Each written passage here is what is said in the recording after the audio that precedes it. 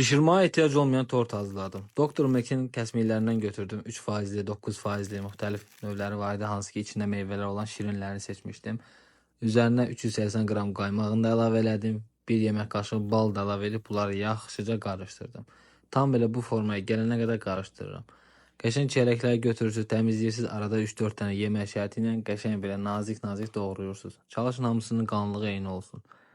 Belə fayqanın üzərində də olar, streçin üzərində də olar, yağlı kağızın üzərində də olar. Biskvitləri sütə batırırsınız, sonra üzərindən düzürsünüz. Görürsünüz bu formada düzməyə diqqət edin, çiyələk bir azca artıq qalıb. Sonra üzərinə həmən kremi hər yerinə çatacaq formada yaxşıca yayırsınız. Hər yerinə çatandan sonra fayqanın bir ucundan, streçin bir ucundan tutub yavaşca qaldırırsınız. Belə bir tam dövrə vurdurursunuz ona.